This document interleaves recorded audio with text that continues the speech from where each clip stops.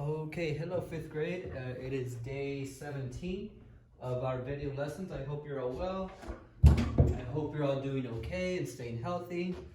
Before we begin today's lesson, a reminder that today is going to be our last video lesson before we go on spring break, because remember, tomorrow at 9 o'clock, we're going to have a school-wide Zoom meeting, and we're going to pray a Station of the Cross, right? Because it is Holy Week.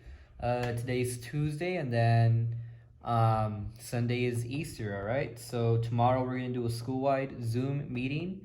You can join in starting at 9, and it's going to be the same thing, everybody, like our regular Zoom meetings, except that this time it's going to be with the whole school, and Miss Hernandez and Mrs. Reynoso are going to lead us in prayer through each of the stations, all right? So today, last day of these video lessons. Tomorrow you will not get a new video lesson. Again, we're going to be doing the Station of the Cross through Zoom with the whole school. And that's it. Today you have your science test. You have all of the break to complete it. You don't have to complete it today. You can if you would like to, but it is not necessary, as long as it is complete by the time we come back from spring break. That is your only homework, to complete that test. I know I said that you're gonna have a math quiz, but I'm not gonna give you a math quiz. Instead, what we're gonna do is we're gonna finish up the division fractions, and then you'll get a quiz, okay? But so far, the only thing you have to complete is your science test, all right? That is your homework for the break, to complete your science test, and I'll let you know what week you need to do it on later. But other than that, that is it. This is your warm-up. Go ahead and pause the video and get started. Okay, so hopefully you're all able to solve this. And also, hopefully that these types of problems are becoming a lot easier for all of you, okay? We've been practicing for about 3 weeks, and hopefully you're all able to get a better understanding of how to do these now, all right? But anyhow, let's start off with this one. We have 1 whole and 2/5 plus 1 whole and 3/5. Now, one thing I noticed right away is that my denominators are the same. And if my denominators are the same, I could go ahead and add them regularly, right? But before that, let's go ahead and add up our whole numbers first. 1 plus 1, that's 2. 2 over 5 plus 3 over 5. Again, denominators are the same. We can go ahead and add them regularly. Is 5 over 5. But I noticed that 5 over 5, that's equal to 1 whole. So I have 2 plus 1. That'll give me 3. So the answer to 1 whole, 2 over 5 plus 1 whole, 3 over 5 is 3. All right, and that's it. Next problem, number 2. Number 2 says 4 wholes, 2/5 minus 2 wholes and 1/5. Again, I noticed right away that my denominators are the same, so I could go ahead and subtract them regularly. 4 minus 2, 2. 2 over 5 minus 1 over 5, that is 1 over 5, and that is my answer. 2 wholes and then 1 over 5. All right, easy. All right, next problem. Next one says 5 wholes and 2/10 minus 1 over 10. Denominators, again, are the same, so I can just go ahead and subtract them normally. But first, let's get rid of our whole numbers. 5, I have nothing here, so that's just 5. 2 over 10 minus 1 over 10, that is 1 over 10, and that is my answer. Right? That's it. Okay. Next one, last one. 5 wholes, 5 over 10 plus 1 over 5. Now, one thing I'm noticing is right away is that my denominators are not the same. And since they are not the same, I'm going to have to find the least common denominator, right? But first, let's get rid of my whole number. 5 and nothing here, so that's just 5.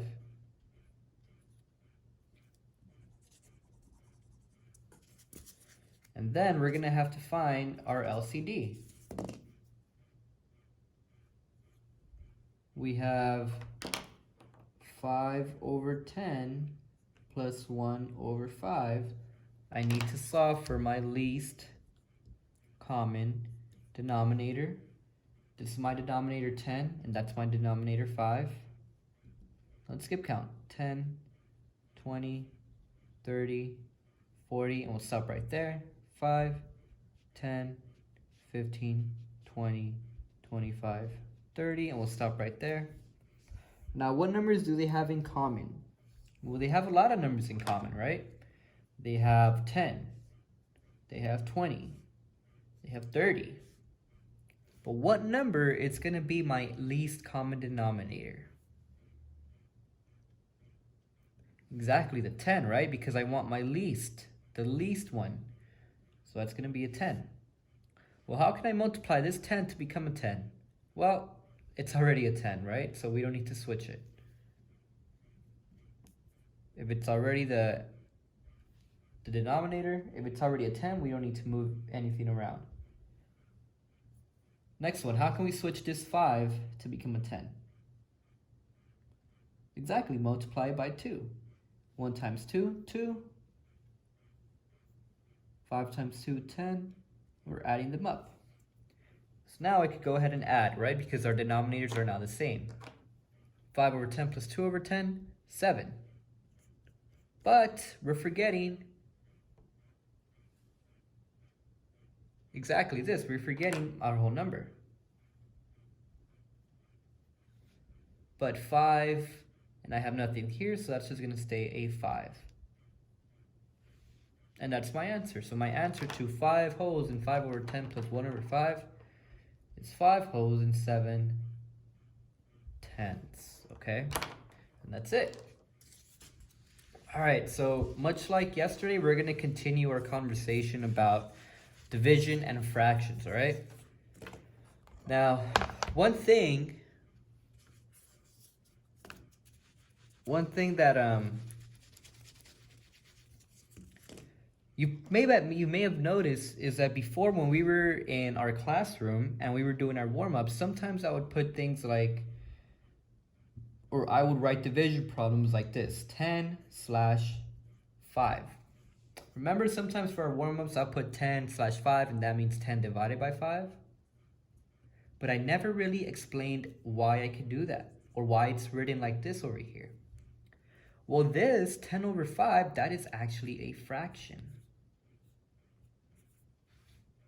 And 10 over 5, well, that is the same thing as saying 10 divided by 5. And 10 divided by 5, that is 2. So let me repeat that again, because this is a very important fact right now. Fractions, like let's say 1 over 2, or 5 over 10, or 10 over 5, or 4 over 1. All of these are like small little division problems, okay? Fractions and division, they're similar. Let me explain again. They are similar. For example, let's say that I had a fraction of 32 divided by, or 32 over 40. This is the same thing as this. 32 divided by 40. It is the same thing. Or let's say that I had 13 over 3. That is the same as 13 divided by 3. Or let's say that I have, 6 over 7. And that is the same thing as 6 divided by 7. Okay? It is the same thing. Every time you see a fraction, that's like a little division problem right there. All right? That's why in our warm-ups before, I would sometimes write it like this, right? 32/40, or 13/3, or 6/7. But now we're actually talking, bro, we're actually gonna solve them, okay? So let's say we do, let me erase this. Let's say I have 13 divided by 3.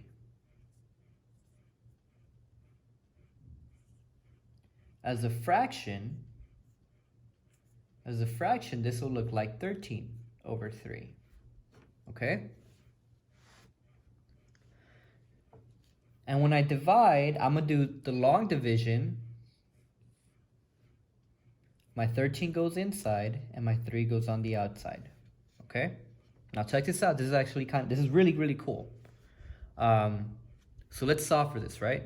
How many times can a 3 go into a 13? 4. 3 times 4, 12. Subtract that, 13 minus 12, 1. Can a 13 minus 12, 1, is there any number to drop? No, so I'm finished. No number to drop, that means you're done. So, the answer to 13 divided by 3 is 4 remainder 1. But let's rewrite this as a fraction. Let's rewrite this as a fraction. Now here's the cool part. It tells you your mixed number, 13 divided by 3, as a fraction. All the information that you need is right here. Now pay close attention. This 4 right here, this is your whole number. Your remainder is your numerator. And what do you think your denominator will be? Exactly, much like here, it is still 3. So this is your whole number, your numerator, and your denominator. So 13 divided by 3 is 4 wholes and 1 over 3. Let's do another example.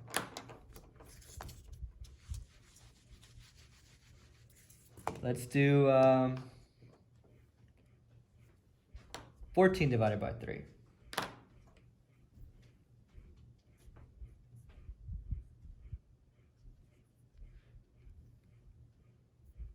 Well, 14 divided by 3, that is, or 14 over 3, that is 14 divided by 3.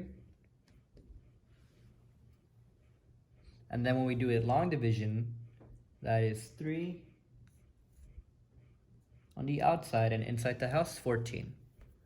When I do a long division, I like to look at my fraction, because all I do is if we have this just goes here, right? Your 14 just goes there, and then you just do the house, right? But that's just a trick that I like to use. But anyhow, let's go back to this thing, to our long division. 3 goes into 14 how many times? Exactly 4. 14 minus 12, that is 2. Any number I need to drop? No. So 14 divided by 3, or this way, is equal to what's going to be my whole number? 4, this is your whole number. And remember, be sure you're copying this down. Whole number. Your remainder is your numerator.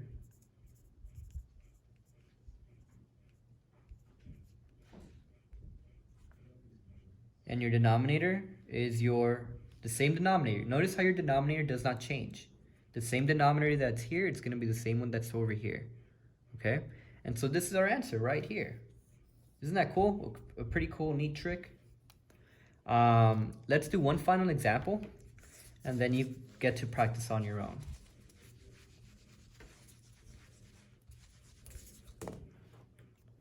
Let's say that I have 4 over 5. Well, another way I can rewrite that as is 5 divided by 4. So then when I do it long division, again, if I look at my fraction, it is, I bring this 4 this way, right? It drops, and now I have this.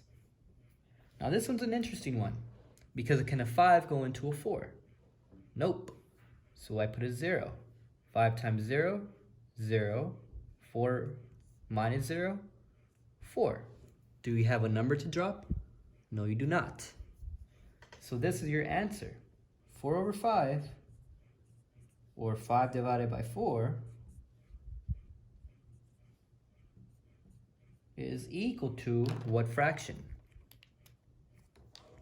Do you have a whole number? No, I don't have a whole number. It's just 0. I don't need to put it down. What's my numerator? My remainder. Numerator, remainder. Numerator, remainder. Say that 3 times fast. Numerator, remainder. You have a 4. And your denominator is the same one that you had here. Okay, your denominator does not change. So 4 over 5, or 5 divided by 4, is 4/5. Okay? Same thing, okay? Notice that your denominator does not change. All right? And that's it for our math. You're going to be doing lesson 4 worksheets. Okay? This is what you're going to be doing. What you're going to do in this page is you have 4 boxes. And for now, don't worry about this box right here, what this box is asking, okay? For now, all I want you to focus on is switching your division expression into a fraction and then getting your answer, okay? So number 1, or part A, we did that. Let's do part B, and then you do the rest on your own, okay? 6 divided by 7 as a fraction, that's gonna look like 6 over 7, and that's all you put, okay? So when you do it at standard algorithm, like this, long division, can 7 go into a 6? No, so I put a 0. 7 times 0, 0. Subtract that. 6 minus 0, 6. Do I have a number to drop? No, I do not. So I'm done. So what's going to be my answer to 6 divided by 7? Do we have a whole number? No, it's 0. My numerator is my remainder. Numerator, remainder. Remember that. Numerator, remainder. And my denominator will not change. It's still 7. This number. Whatever this number is here, that is your denominator. And that's it. Okay? So you're going to do these other 2 on your own. It's kind of like a puzzle. They give you a fraction, so figure out the division expression. Don't worry about these boxes here. And then solve using the standard algorithm. All right? And that's all you are doing. Here, what I want you to do is they have it one way. Don't worry about how they have it here. I think that's just a little bit more confusing. Instead, do it the way that we've been doing it here. And then use this method to solve these. Okay? And actually, what I'm going to do is I'm going to give you the... Or actually, no, just try these on your own, okay? You're going to do all of lesson 4. All of lesson 4, okay? So any pages you have for lesson 4, you're going to do them. Try them out. And we'll get more practice on it when we get back, okay? One thing you can also do, and I recommend all of you to do, is go log into Freckle. I think for Freckle, you all have enough information to solve most of the problems they give you, okay? Freckle has some very good practice when it comes to fractions, all right? So log into Freckle, highly recommend it. But anyway, moving on to science. You should be on this page, right? 5th grade, animal, life science, behavior. I'm gonna go ahead and activate it. Oh, I activated it over here, actually. But anyway, I'll activate it in a little bit. This is the unit that you're on, week 15, life science, animal behavior. You're gonna go ahead and just take the test for it, all right? Again, this was a pretty cool unit. I think if you read all of it, you should have read all of it. It told you about different types of animals. For example, we talked about this spider who kills male spiders. We talked about, you all know how skunks protect themselves. The rattlesnake has the little rattle, and anytime it rattles, like, let's see if I can make it. Anytime it rattles, I can do it, I'm sorry. Every time it rattles, that means that you should get away, okay? That's their warning sign. And so again, a lot of cool, very interesting information. go ahead and take the test on it. I'll make it available in a little bit. But that is it, everybody, all right? Get some more practice on this. We will have our Zoom session today at 1:30. We will not have one on Thursday, right? Because that's spring break already. And this science test, this is pretty much all you need to do during your break, all right? Go to Freckle if you need to. I highly recommend it for your math. And that's it. Hope to see you all tomorrow for our Station of the Cross prayer service. And I hope to see you all today during our regular Zoom meetings, okay? If you have any questions if you have any questions, please feel free to contact me. Last thing, this is your packet, okay? My remind code is on the bottom, but these are only for my class, okay? This is not for Ms. Gillespie's class. She has her own for the ELA subjects and everything else. But yeah, it's right here in your packet if you ever need it. But other than that, everybody, that's it. Have a great day. Stay safe, stay healthy, and see you all next week.